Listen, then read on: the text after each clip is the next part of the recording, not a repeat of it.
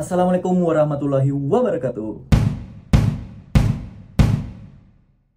Perkenalkan, nama saya Surya Darmawan dengan NIM 10202224 Nama saya Melita Pramasundari dengan NIM 102022400094. Saya Anindya Zafira Pratistariananta Kurniawan dengan NIM 102022400099. Kenalkan, saya Salsabila dengan NIM 102022243442.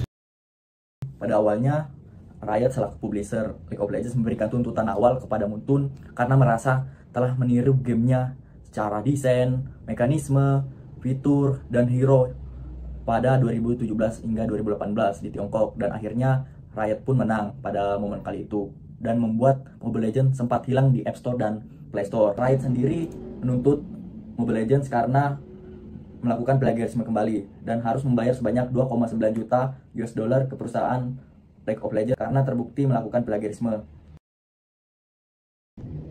Nah, mobile app development itu apa? Mobile app development adalah orang atau organisasi yang mengembangkan dan memelihara aplikasi yang digunakan di berbagai perangkat mobile seperti Facebook, YouTube, Tinder, dan WhatsApp, dan banyak lagi.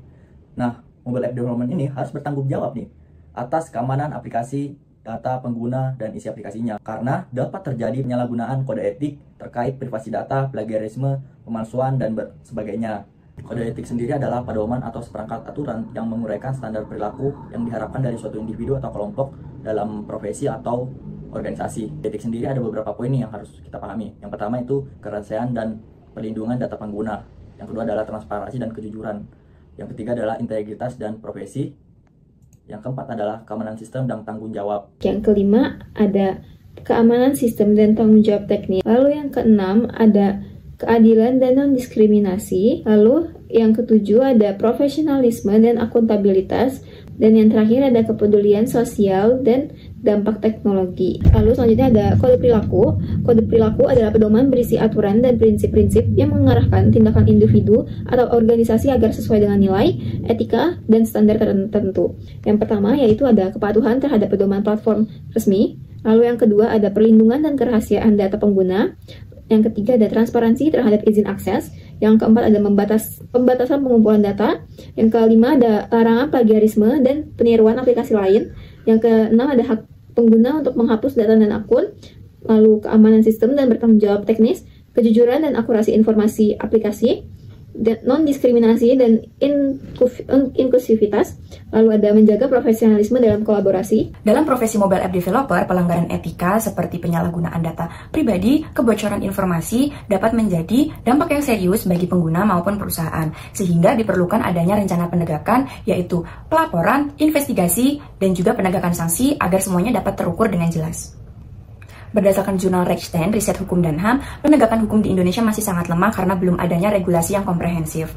Penanganan penegakan masih bergantung pada UU ITE nomor 19 tahun 2016. Hal ini juga terdapat pada pasal 28G ayat 1 Undang-Undang Dasar 1945 yang berisikan mengenai perlindungan diri, kehormatan, dan juga harta benda. Adapun pada pasal 47 ayat 1 UU ITE yang berisikan mengenai hukuman penjara paling lama 10 tahun dan denda maksimal sebanyak 800 juta rupiah. Pembentukan ini dapat dimulai dengan pembentukan komisi etik di setiap organisasi yang ada.